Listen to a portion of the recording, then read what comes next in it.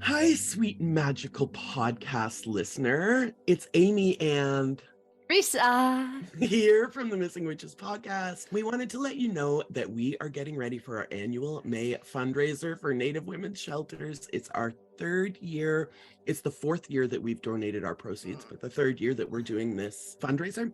And it's become a community creation that we'd love to invite you to help us build. Every year we donate our own proceeds for the month of May from our Patreon and missingwitches.com. And then we started to put together a raffle with prizes donated by the incredible fucking magical artists, artisans, healers, poets, practitioners in our wide witch web. And it just got bigger. So to participate in the raffle, just make a donation of $10 or more to the Native Women's Shelter of Montreal or to your own local nonprofit supporting Native women or Native people that's close to your own heart and home.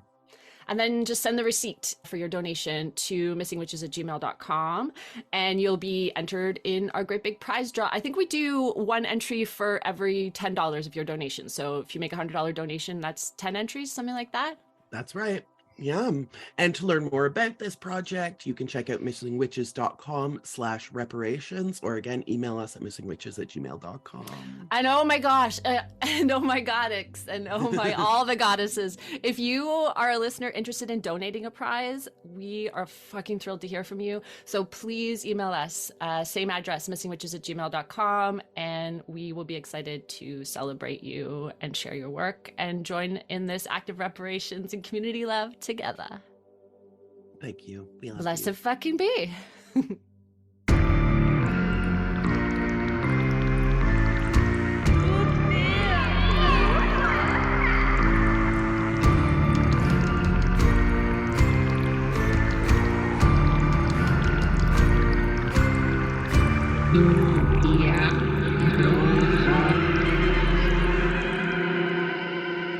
Hola, bienvenidos. Welcome to Tu Tía Bruja. I'm Bex Carlos, your designated Tía Bruja. A few orders of business before we start. First, we are still spreading the word about Missing Witches fundraiser in May to benefit Indigenous women's shelters. So if you have $10 to donate, it will get you involved in the raffle. There's tons of amazing prizes and services from a lot of witches and brujas in the community. Thank you for doing that if you are capable, and if you can't afford it right now, totally fine. Please just share it and spread the word.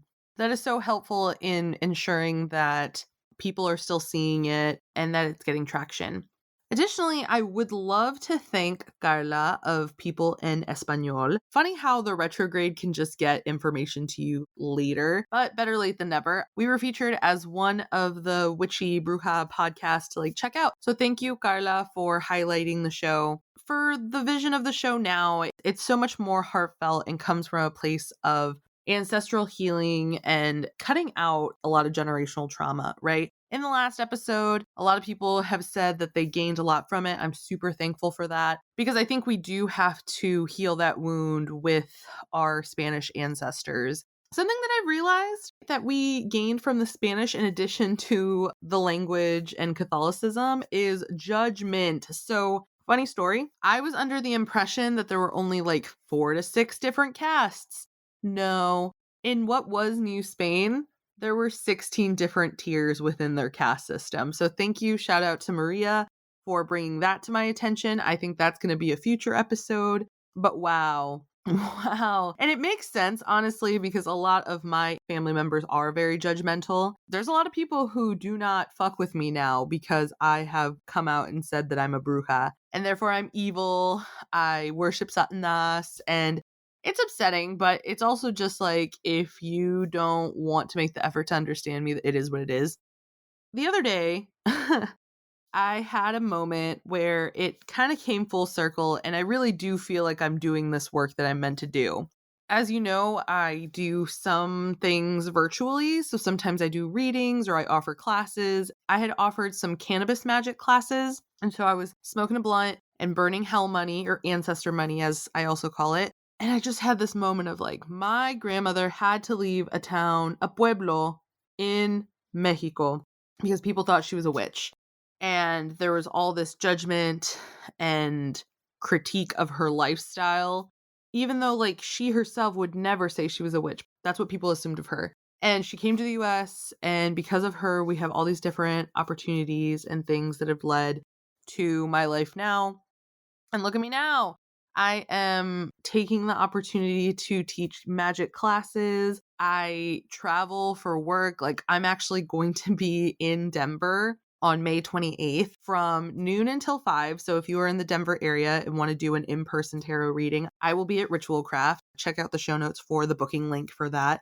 That is me healing generational trauma. That is me being okay with having knowledge and gifts that are unusual to people and having options to also do that. May we all be healing the generational trauma, the ancestral bullshit that we are carrying. And I really do think that that is a big reason that I am so accepting of the weird. I did cling to Catholicism for a long time, probably longer than I should have, because I had all these morbid topics. Even as a little kid, I worried that there was something evil inside of me and that I would be possessed at any time. I kind of blame that on watching The Exorcist probably too young, but I digress.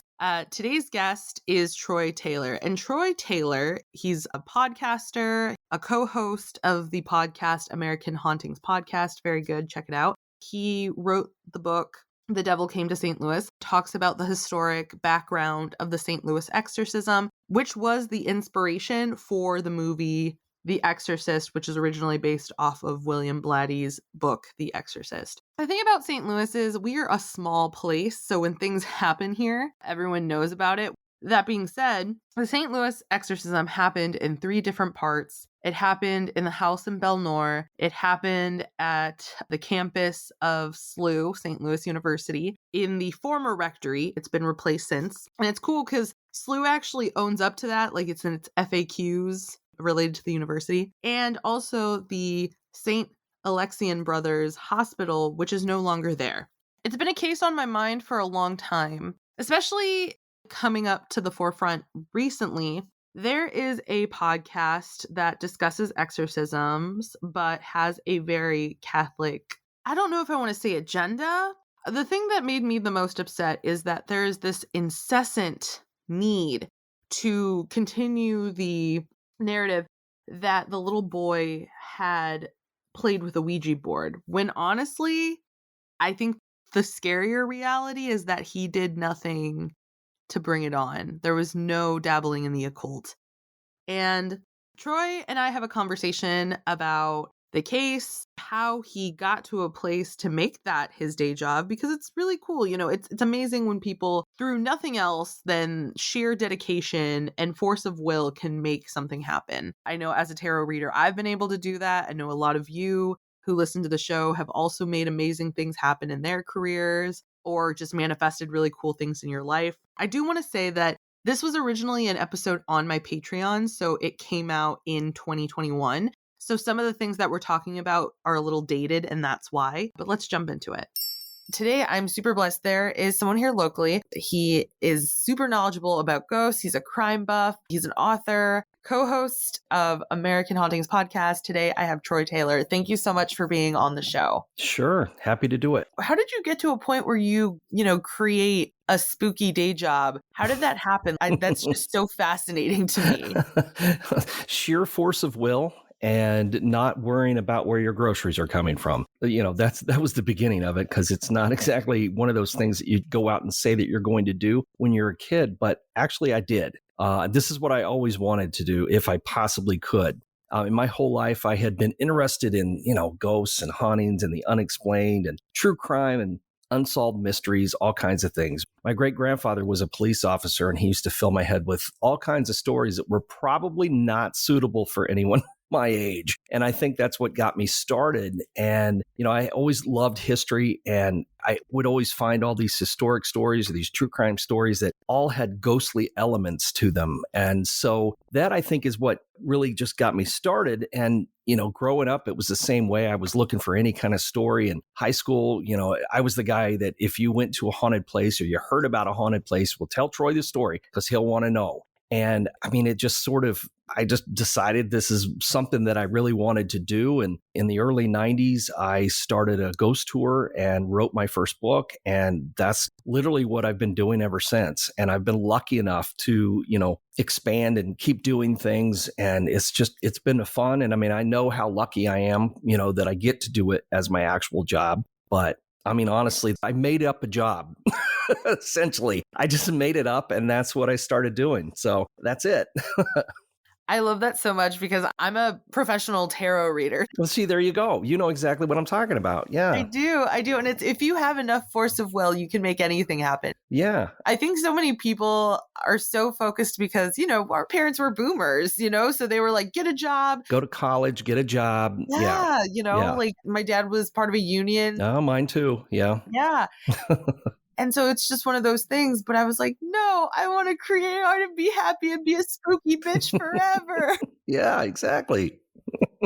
Do you remember one of the first ghost stories that really sucked you in, that you were just like, I can't get enough? Gosh, there were so many when I was a kid. You always got those scholastic readers. And I think they still do that kind of thing where you get the weekly reader thing and you can pick out books that you can buy. And I always bought all the ghost stories, all the true unexplained stories, anything I could get my hands on. So I was growing up as a kid reading about the screaming skull of England and the moving coffins of Barbados and things. But I think the thing that really hooked me when I was about 11, I picked up a book called Haunted Houses by a guy named Richard Weiner. He was just a writer who, traveled all over the country and wrote about ghosts. And I thought, that's right up my alley, And I got really hooked on all his New Orleans stories. And my parents took me to New Orleans, took me to the places that were in the book, which was very cool. And I think that's kind of what sucked me in. Actually, it was an experience I had in high school that made me realize that, this wasn't just stories. This was something that really,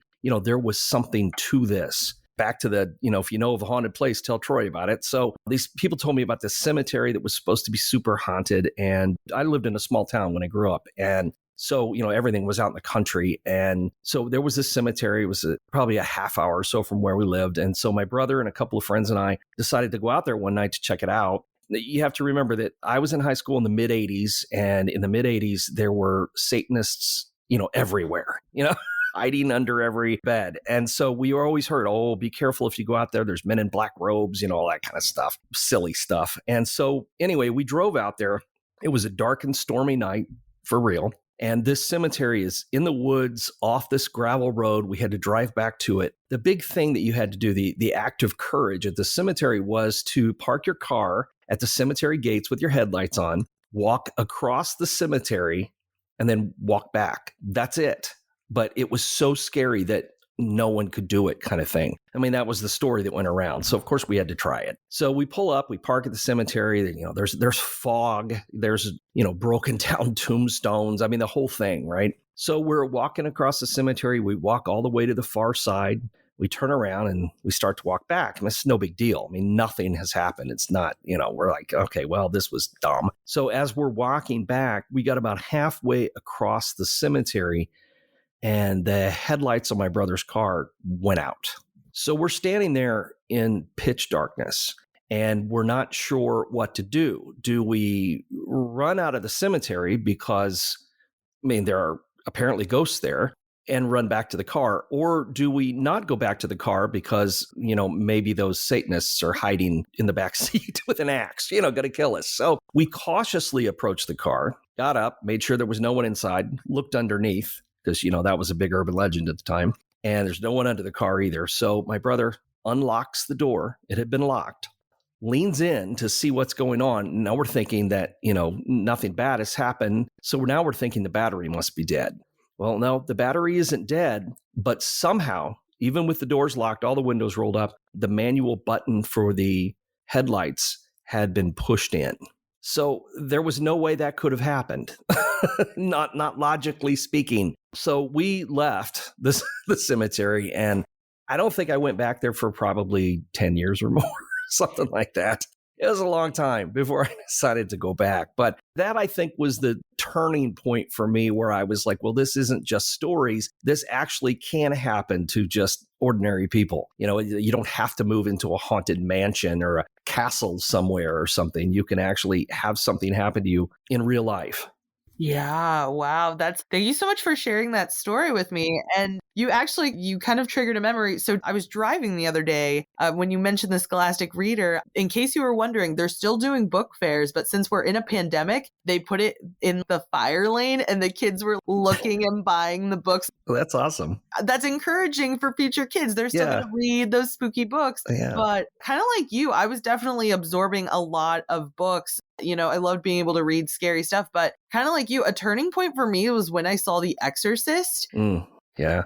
That one, I think especially when I found out that it's based on a true story, true events. And your podcast did a 6-part series where you talked about the whole story. And I have to say, that's probably one of the best breakdowns of everything that I've ever, seeked out. And you got to interview all the key players in that exorcism. Does that ever feel surreal to you? Like, whoa, I did this cool thing. Yeah. Well, I mean, it's a lot of emotions, honestly. This is the case that I have spent more time, more years, more energy researching than anything else that I've ever done in all the years that I've been writing. And, we're talking about like almost 30 years now. And this is something that really has always affected me. And I was living in the Alton area across the river from St. Louis. And, I knew the story of The Exorcist. I'd seen the movie a dozen times at least. I knew it was supposed to be based on a true story. And I guess, right around that time, I got really interested in trying to find out how much truth there was behind the story, because I was hearing all kinds of things,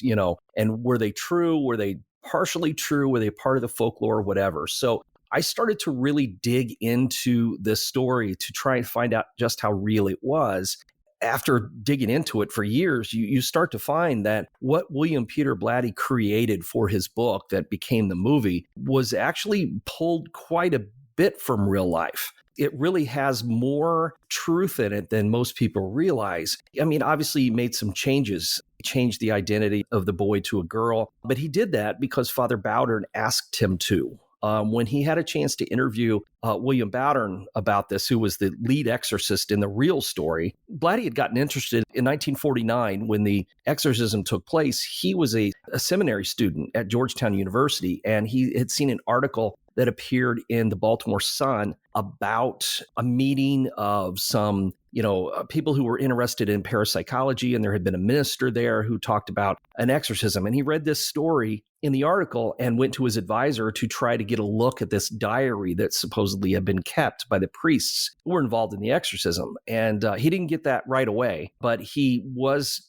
able to talk to Father Bowdern, and Father Bowdern said, "I'd really like you to protect this boy's identity as much as possible." And so Blatty went on to change it to a girl and incorporate a lot of the things he later found out into the story. And then, in the early 70s, he put out the book, which then, became the movie. Yeah, I mean, part of it for me is very surreal to know that there were real people involved in the making of that film. I did have the chance to interview a lot of people. One of the first people that I interviewed, in fact, was Walter Halloran, who had been a seminary student at the time of the exorcism and had helped out in it. From there, I did speak to some other people, I talked to everyone who was still alive that was involved, including one I didn't know about just a few years ago. At this point, they're all gone. Everyone is gone. Even Roland is gone now. So they've all since passed away. And I think that really does feel surreal to know what an important part.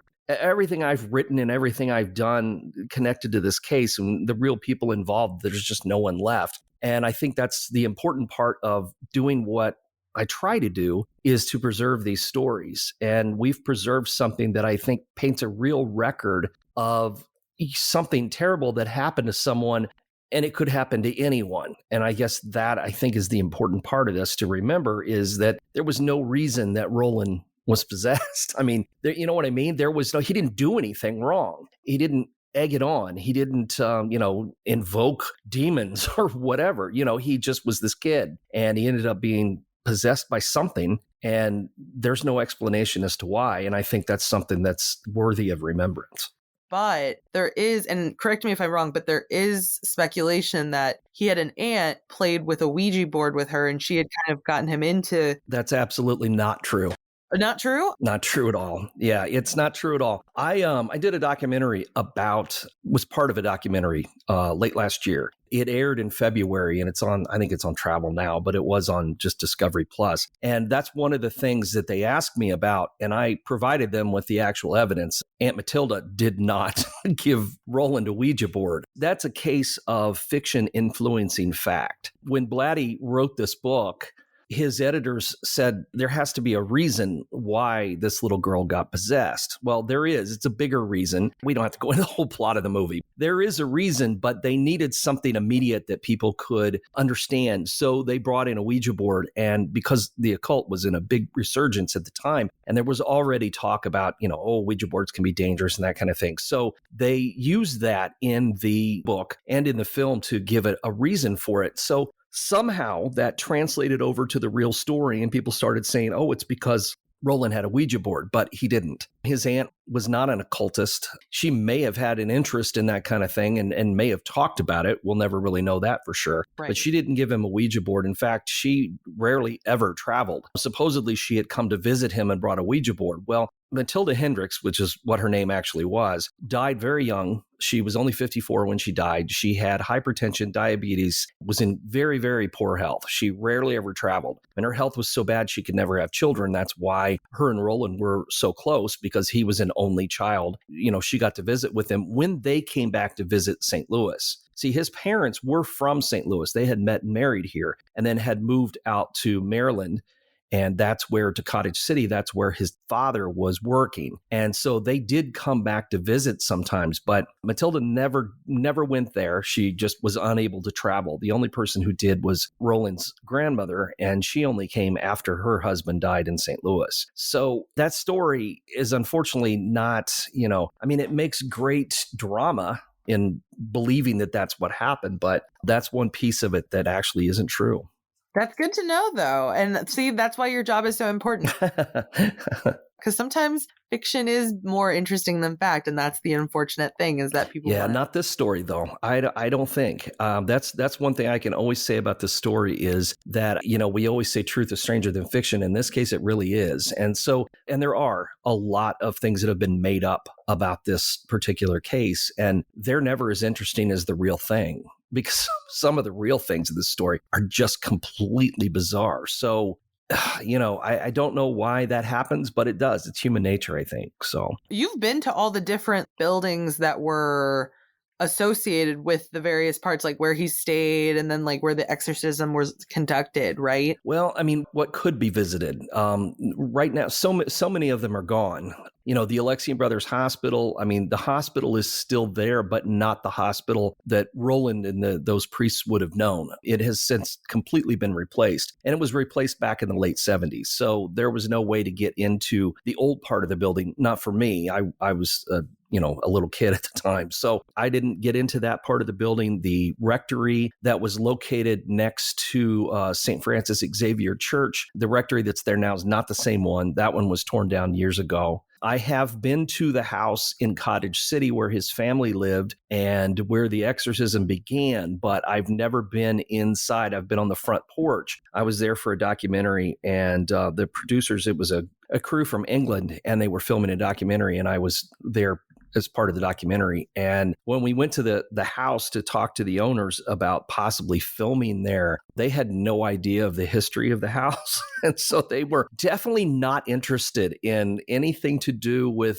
anything with this documentary. In fact, I'm going to say they were so freaked out, they probably moved after that. But I have been to the house in Belnor where most of the exorcism took place. That was Roland's uncle's home, his father's brother. And they lived in Belnor, a nice little suburban brick house. And I have been to that house a number of times. That's really like the only thing left. And, I will say the first time I visited, I did have a weird experience where I really felt something very odd in the room where the exorcism had been taking place. It was Roland's cousin's room, his cousin Neil. That was his room. That's where Roland was staying. And so that's where, when things started to happen in St. Louis, the priest came and the exorcism began. But yeah, I did have I don't in any way claim to be psychic, or, I don't see dead people or hear them or anything like that. And I don't make any claims to that. But I will say, though, there have been plenty of times over the years where I've gone to hundreds of different places. And every once in a while, you'll get a bad feeling about a place. And that's exactly how I felt in that bedroom the first time I visited. I couldn't hardly walk through the doorway to the room. It just had such an odd feeling to it. And when I did, you could literally see the hair on my arms standing on end. Maybe it was just my imagination. It could have certainly have been me just being really excited about the fact that I was walking, to me, a historic spot. But, I don't know. But that's the only one I really ever felt that it had a weird energy, really. I've never been in the inside of that building. I've only seen it from the outside. Beautiful home. It is. Yeah, it is. There was a specific spot where I felt just from looking on the inside, I'm like, something about that particular room. And I'll have to send you the photo to see if it is the same room, because I think that would be kind of interesting. Okay. Yeah, please. So that's kind of interesting that you shared that, because I always love when people's stories like link up, it's like a puzzle piece. Yeah. I lived on this apartment complex that was on Lindell, and I know again, correct me if I'm mistaken, but he was baptized in that church that's like at the intersection of Lindell and Grand. Well, they tried to baptize him there. But they couldn't get him in, right? Right. They couldn't get him inside. Yeah, that was St. Francis Xavier. That was Father William Bowdern, who became one of the exorcists. He with Father Raymond Bishop, who kept the diary of the exorcism. But Father Bowdern was the pastor of St. Francis Xavier at the time of this, when the exorcism happened. Huh. So they did try to get Roland into that church to be baptized. And his uncle was driving the car. His parents were in the back seat with him. His aunt was in the front seat. And at some point, Roland just completely lost it, jumped over the seat, grabbed a hold of the wheel and tried to wreck the car. And they had to bring it to a stop on the street. They bodily carried him to the church, trying to get him inside. Father Bowdern and his assistant, Father Daugherty, tried to get him inside. They were dragging him, and finally, Father Bowdern said, this isn't going to work, because unless he wants this, it's not going to do us any good. And so they gave up. And eventually he was baptized at the Alexian Brothers Hospital later on. So you are right. That church technically is part of it. I mean, none of the exorcisms took place there, but they did at the rectory that used to be next door. He was there for a couple of weeks in the spring of 49 before they took him to Alexian Brothers Hospital. When you drive by that church and know its connection to all of this, it's definitely, again, a historic spot when it comes to this story. And I knew about the rectory. That's a replacement rectory. That's not the same one, but that's where the original was. Right. So that would have been, it's still the same piece of ground. So it's interesting because I have a weird incident that occurred to me that I'd love to share with you. Yeah, I wanted to hear this. You had mentioned something about that. So like I said, I used to live in that apartment complex at the end of the street. So for a while, I worked at this restaurant that was across the street from the Fox, same block. Okay, yeah. And one day, I don't know why, I was feeling really bold, and I walked by where that rectory was, and I was like, I want you to show me something that really scares me. And soon after that, I got this job as a travel bartender in Nebraska. Okay. I don't know why I decided to go to Nebraska, but at the time I thought it was a good idea. Hey, it's an adventure. Yeah. And honestly, there were some good times with a lot of the bad that I experienced there, but it was interesting because my roommate was from Maryland, not very far from Cottage City, yeah. So I thought that was kind of interesting at first. Mm-hmm. There was just other little things that just were very odd. I learned how terrible racism is. I mean, like, that sounds, I know how terrible racism is, but I guess like when you get to the point where you realize like you're not changing these people, like they're okay with how they are. Right. And I think that really scared me. Like, for perspective, I met a man who, I don't know what you'd call that, like a farmer, like he raised cattle. Rancher. So he was a rancher, and he said to me at one point, not even any regret in his voice, he said, "Oh, yeah, these are my cows. I love them a lot. I call them my Black Lives Matter protesters." Okay. Wow. And I just was very like, wow. Nonchalant. Yeah. Yeah. Wow. Just like the things that I experienced there really kind of did scare me, to the point where I was like, I think I gotta go. Like, I think I gotta go. When I was getting ready to leave, my roommates and I, we had bought this box of miscellaneous pens just because we were all like bartenders and servers, and we're like, whatever, we're just gonna buy. We open this box, we dump it out, and the first pen I see when I'm looking down is a slew pen. Oh, after you've had this on your mind all that Yes. time. Yeah. And like the day before I was going to leave. Yeah. Yeah. And I was just like, it could be coincidence, perhaps. I don't know. But just a lot of different things there just screamed, this is a little bit more than coincidence.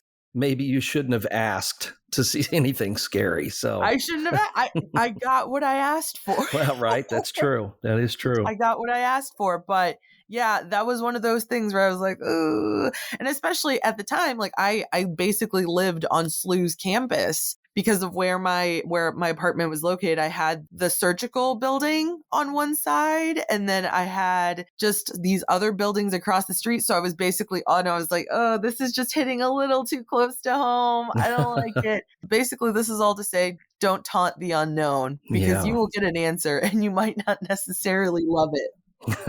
I like it. Yeah. With this particular case, is it one that still keeps you up at night sometimes, or is there one that's really beyond this one? No, it's this one. I mean, this is the one I think like I said, I've devoted more time to this than anything else. I mean, I've written about a lot of stuff, and there are cases that do haunt me, but this is one that in particular I think about a lot. I know there's still more to this story, and I've got more to this story that I've never written or talked about or revealed, just because I didn't want to do it while some people were still alive. Not that any of it's, bad or libelous or anything. I just didn't want to share any personal details about things that I had. I mean, there's always going to be more. I think I always find out something new to this story. I mean, like when a few years ago, I had learned that there was a monk from the old Alexian Brothers hospital that was still alive, and he wanted to tell his story, and his family reached out to me because he'd never talked about what happened during the exorcism. He was there. He was one of the attendants, one of the orderlies who was taking care of Roland at the hospital. And he wanted to tell me what he'd seen because he felt it was so important that people knew there was evil in the world. I mean, for me, that was probably one of the most momentous meetings that I'd ever had, just because I thought, everybody but Roland at that point was gone. And Roland didn't really want to talk. I mean, I talked to him once. He really didn't have much to say. I mean, he said, you're going to be disappointed, but I don't remember any of that.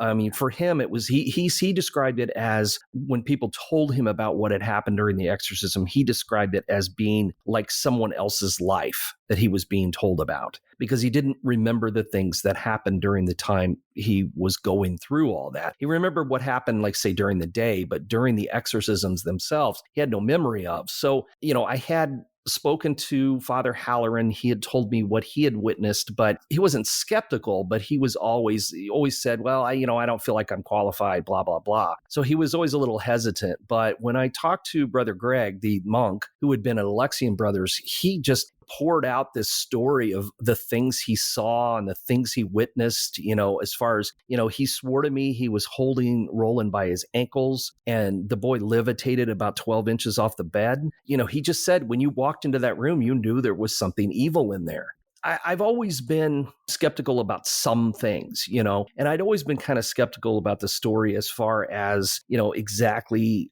not knowing whether I really truly believe in demons the way the Catholic Church describes them. I have since come to really believe that there are malevolent entities out there of some kind, both good and, entities of both good and bad, and I think the church calls them demons, and, other people call them other things, our ancestors called them gods, so there's all kinds of things out there. But that was, I think, my experience with him is something that really kind of cemented for me that something really horrific had happened in this story to this kid. And that's the kind of thing, it does keep me up at night. I mean, I know we're saying that as a, just kind of a phrase, but honestly it does, because it's just it's such a terrifying thing. And to think that it happened to some kid who didn't know it was coming and had no reason to expect it, that's scary. It really is.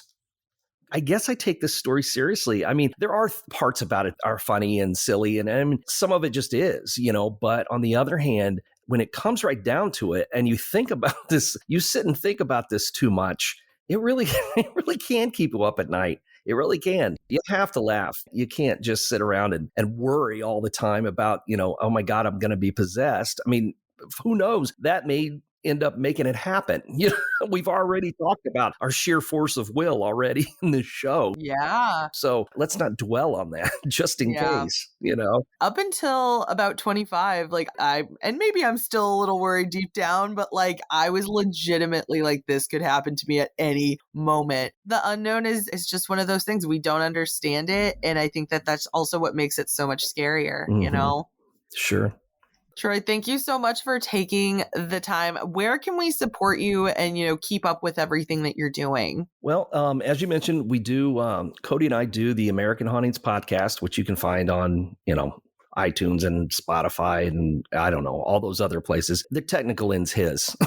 I just show up. So we're there. The easiest way to reach me is through the website, and it's AmericanHauntings.net. And you can find, anything we've got going on through there as far as tours and events and that kind of thing. And I did write a book about this case called The Devil Came to St. Louis. It's in its third edition now, and it has been updated. There's a lot of new material in it. So if anybody's interested in that, they can pick up the book. Otherwise, I'm out there floating around on all the same old social media things that everybody else is, I think. So probably best way to find me.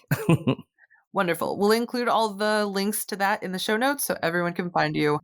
Thank you again for listening to this episode. To support Troy, in the show notes, you will find where you can find him on Twitter, his podcast, and where you can buy his book.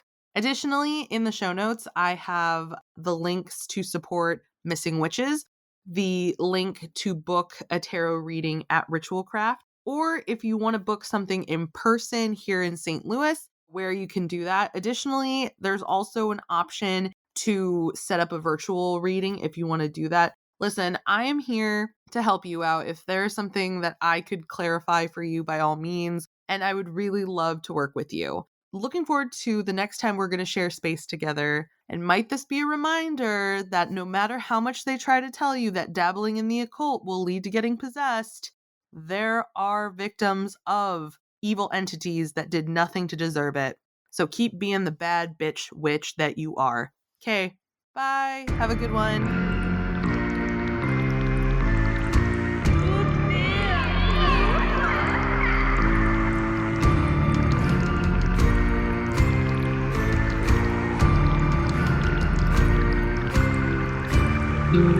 Yeah.